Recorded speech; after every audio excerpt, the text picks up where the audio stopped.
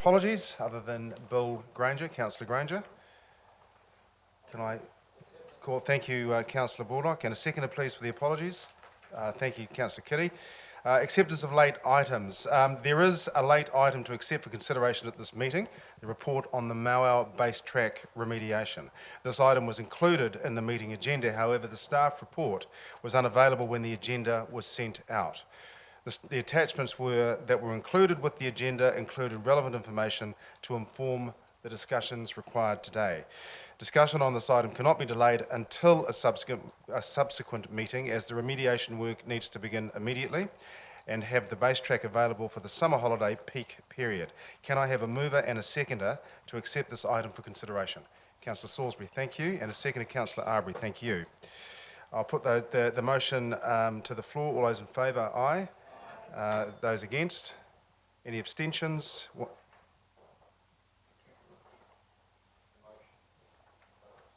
The motion is that we accept this as a late meeting under section item. The report as a late item. Okay, thank you. So that is carried. And no abstentions? Thank you. Declarations of conflict of interest on this matter? Nil, thank you very much. I'll hand over to Gareth. Thank you very much. Kia ora tātou. Yes, we've prepared a selection of Gareths for your questions today. And if you were paying attention, the author of the attachments was also a Gareth, so there's been 3 Gs on this program. So apologies in advance for the late receival of the report. We are operating under some pretty extreme timeframes to try and move things forward. I will take the report as read, but expect some questions. Just to say we are here today to get your endorsement to move to construction works with option 1. Option 1 is supported by the Mauao Trust and Heritage New Zealand. It provides the path of least resistance from a regulatory and a consenting perspective. It provides an acceptable factor of safety that we develop through an internal MCA process, which other Gareth is happy to talk to because it's a bit light on that in the report. It provides sufficient resilience when compared to other TCC assets and in particular the rest of the Mauao Base Track. It delivers a suitable platform for future development, so it doesn't restrict us in terms of what else we can do on the site. Importantly, it can be completed in the time frame that we were given. And based on the need for quick mobility and the need to source some specialist equipment and resources, it's our assessment that the price is reasonable. So that's that, and available for questions. Thank you, Gareth. Councillors, any questions of either of the Gareths? Councillor Morris. Thank you, through you, Your Worship, to the appropriate Gareth. In terms of the of option 1 and the physical works being undertaken by the contractor, my reading of the report that those works have not gone out to tender. It's one supplier has been chosen due to their previous work. Is that correct? Good afternoon. That is correct. We have an existing contract in place for works of a similar nature and scope with a contractor that was performing to our satisfaction and beyond. So we were able to, through our TCC procurement guidelines, we're able to vary that contract for these works. Morris. Yeah. In terms of the figure for option 1, is there an additional cost as a result of the timeframes that we're seeking to achieve? Obviously, hasn't gone out to tender, so there's one doesn't know whether there is or not. But is there an additional cost due to the time frame that we're seeking to achieve? We've reviewed the quote. We had an engineer's estimate done on the works that wouldn't factor in a hurry-up tax, if you will. The engineer's estimate's actually higher than the quote from Waitahi.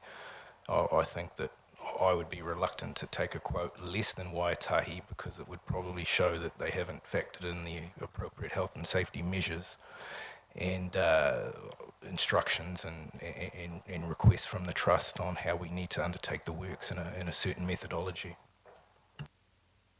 Councillors, any other questions? Councillor Hughes. Just looking at one of the disadvantages of the 10 to 15 year estimated design life, does that relate to other parts of the track as well? I mean, or is it specifically to that project based on resilience factors that could affect any other parts of the track also? The design life is based on a factor of safety. The factor of safety gets computed in geotechnical software and comes out with a design life. The design life for this section of track is significantly better than the remainder of the Moau track in a static event. Now, if you had a significant weather event that comes through, this section of track will hold up better than, as assessed by the geotech engineers, than other parts of the track with this design option if it's adopted. Councillor Baldock. Bearing in mind that there is only so much anybody can conclusively estimate, because weather events can vary, can impact, there's a lot about Moau we don't fully understand in its internal core and everything else, so we can only take it as the best estimate possible. Is that correct? Correct, and just to go into the detail, it's been designed at a factor of safety of 1.35. There's various areas around the track that's just below 1. So in an event, you would expect certain areas of the track to succumb more than this area. But once again, that's in a design scenario. Thank you, Gareth. Councillor Kitty.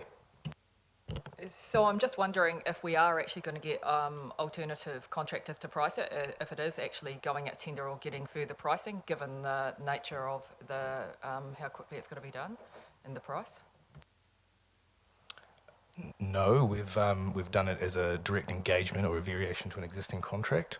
We've assessed the rates, assessed the overheads required with the health and safety needed for this, and the environmental controls, and deemed it being appropriate. Any other questions, councillors? Councillor Hollis.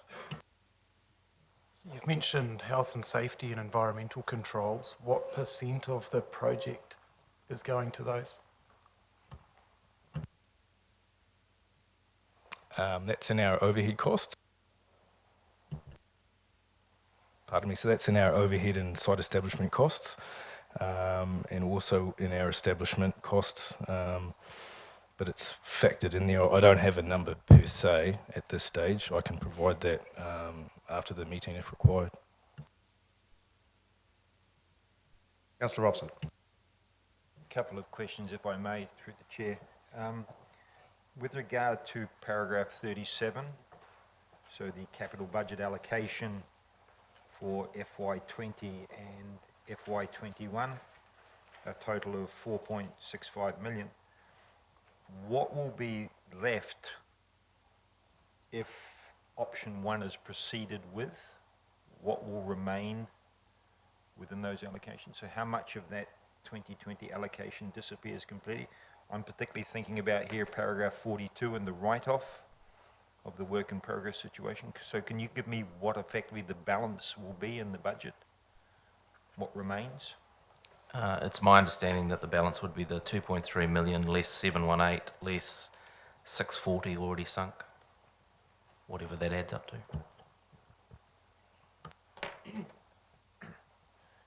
If a follow-up question, has any concurrent work been done on what the likely cost is of a more permanent solution? Because in the last discussions that were held with the council, in June, we were looking at longer timeframes. So if we take out the amount that you've said we reduced, I'm assuming we don't have sufficient to deliver a longer term solution. So if we make this decision, we're going to have to allocate a significant increase sum to get a longer term solution, or is the plan to repeat a series of short term solutions as and when required? What's the strategic construct we're working to? Through the chair, the instruction was to find a solution to deliver prior to Christmas. That's the strategic framework that we're operating in. That instruction didn't come from council. There was no council decision there. Can I get clarification on that from the chief executive? Through the chair, look, it came actually through discussion with the owners, the Moa trustees, and myself, the general manager and the chief executive attended a meeting, and it was their desire to try and fix the track in a practical manner as soon as possible, and there was a collective interest to try and achieve this before Christmas. I think in a more strategic sense about doing more invasive and long-term work, I think that conversation has to occur with the trust first, and it's something that hasn't happened. So there we were designing, if you like, a project that wasn't certainly in line with the thinking of the Moa trustees, and I think we essentially need to regroup and have that conversation about what the long-term strategy for maintaining this track is. Councillor Arbery. So this section of track's going to will have a higher factor of safety than the rest of the track. Do you have any indication, just for context for us, how much it might cost, order of magnitude, 10 million, 100 million, to upgrade the rest of the track to the same standard? And are you able to comment on, effectively we've got a slope prone to slipping, and I suppose cost-effective solutions to that? Can I jump in there and answer that? I think it's a conversation we need to have with the trust first. I don't think we should be speculating about us doing sort of long-term permanent works on the track until we've had that conversation with them, or certainly upgrading or developing a track to the standard that we're proposing with this project. Just further to that, based on the relationship that's been built up with the Moa Trust over the last 4 or 5 weeks, we've extended an offer to them in the new year to support them in any way needed to develop that strategic position sooner rather than later, so that we can get into those conversations about the long-term future of the Maunga sooner, and ideally include those as part of the LTP conversation coming up. Thank you, Gareth. And I'd just like to reiterate that we have talked about the strategic management of the Maunga going forward, which is not just so much about track maintenance per se, but it's about the entire environmental, greater environmental protection of what is taonga for this area. And I think there'll be some really interesting discussions to come forth as a consequence of that newly established relationship with the trust in the future. Are there any more questions, councillors? Councillor Baldock. Indicating I'm happy to move the recommendations when questions. Thank you. So we have 4 recommendations. Is it your wish that we take these together? Thank you. Councillor Baldock, you're Yeah, I'll move A, B, moving. C, And and can D. I have a seconder, please, for that? Councillor Salisbury, thank you very much. All those in favour say aye. I may. Indeed, you may. I think others may wish to also. Against? No, sorry. I would like to I beg speak to your the pardon. motion. Thank you. Sorry.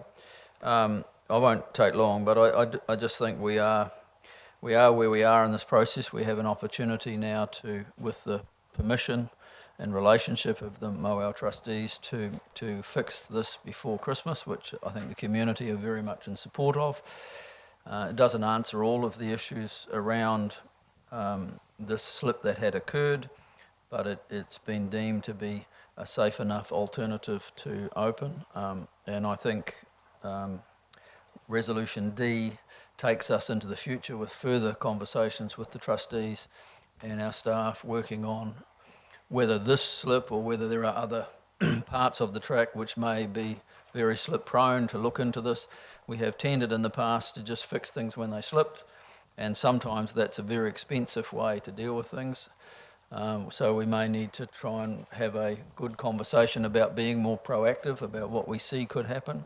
In my own view, I think this, whilst it may have a good safety rating, if the weather hits that particular side of Moel, it's, you know, that's a very good possibility, given the sheer face that's on the other side of it, that it may need further work or may need an alternative. So I'm happy that we can go forward with that in mind, but I'm very happy to support and acknowledge the work the Mayor has done as he's come in and has engaged proactively with the Moel trustees and our staff.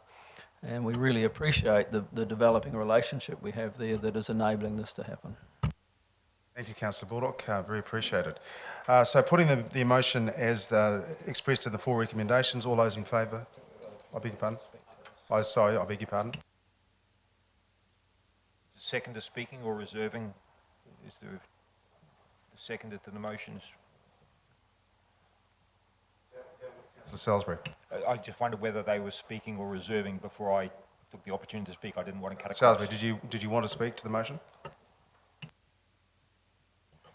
I would just like to support what Larry said as well, because I think part of this for me is the collaborative approach that we're considering, that we are just one partner in this, and I love that we are supporting what they are wanting to do on the Maunga, so I'm in support of it.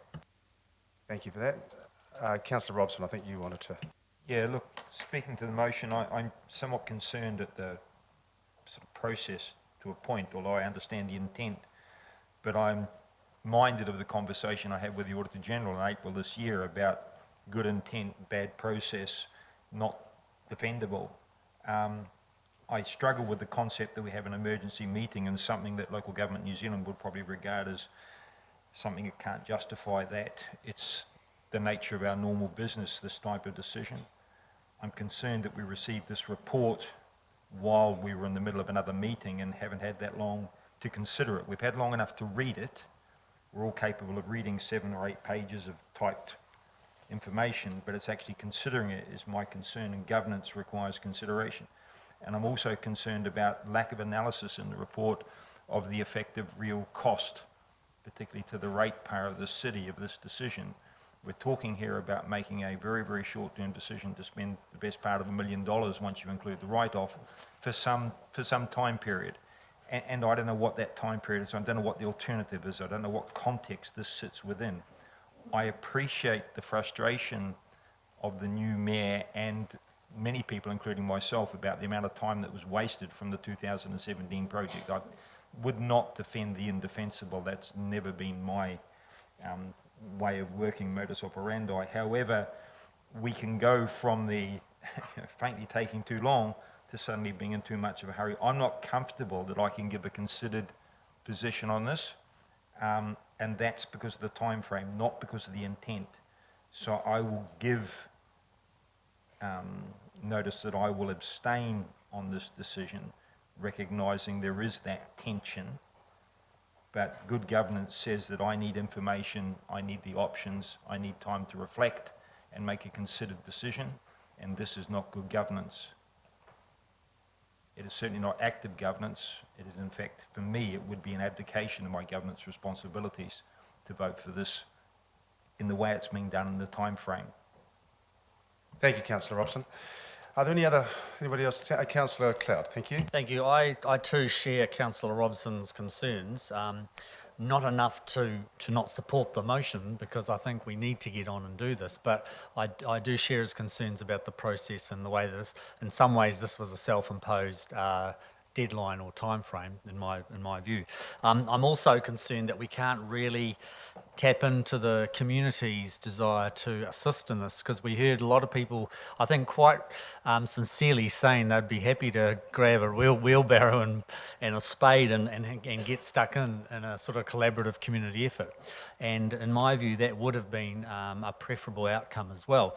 But I put that aside and will still support this because I do realise the importance terms of getting this across the line in as quick as time frame as possible. It's very encouraging that we have reconnected with the Moel Trust. I do feel that the last 3 years we did fail in that relationship. So I'm very pleased that we're making positive inroads there. So thank you. Thank you. Councillor Kitty. So I too obviously want to support this and get this finished, especially with the work that, you know, we've all done wanting to have this. My only concern is back to the community that haven't had time to engage, whether this was a great outcome for them at this price. That also is my concern.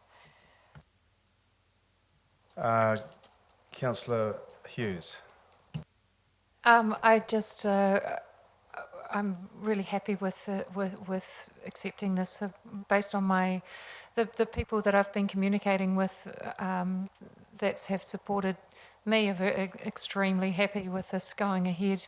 There's a lot of people that are really waiting for this to happen, and they wanted to see some change in this space. I'm also really happy about the relationship building and really appreciate the work being done to build relationships with the Moo Trust around this.